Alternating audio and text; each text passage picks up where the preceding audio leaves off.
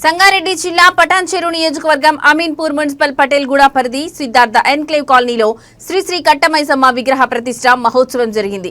ఈ కార్యక్రమానికి బీజేపీ జిల్లా అధ్యక్షురాలు గోదావరి అంజిరెడ్డి, మున్సిపల్ బీజేపీ అధ్యక్షులు హాజరయ్యారు। అసోసియేషన్ సభ్యులు వీరిని ఘనంగా సత్కరించారు। ఈర్లరాజు ముదిరాజ్ మాట్లాడుతూ గతంలో ఈ గుడి చాలా చిన్నగా ఉండేదని, చెరువులో చేపలు పట్టే మత్స్యకారులు అమ్మవారికి పూజలు చేసేవారని అన్నారు।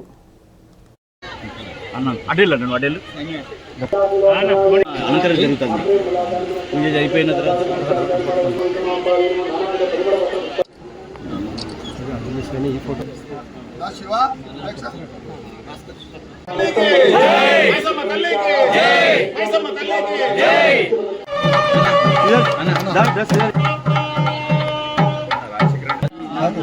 సిద్ధార్థ కాలనీలో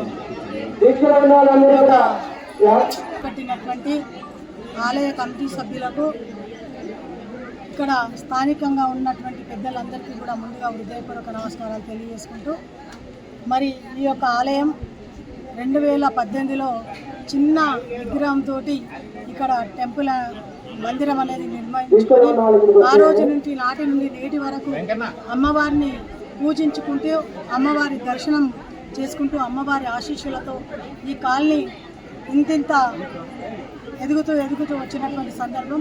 ఎందుకంటే గతంలో ఇక్కడ 1-2 ఇళ్ళు కూడా లేనటువంటి పరిస్థితి, అట్లాంటిది ఇక్కడ ఒక పెద్ద కాలనీ ఏర్పడి కాలనీలో అనేక రాష్ట్రాలకు సంబంధించినటువంటి వాళ్ళు, అనేక సిటీలకు సంబంధించినటువంటి వాళ్ళు ఇక్కడ వచ్చి నివసిస్తున్నారు।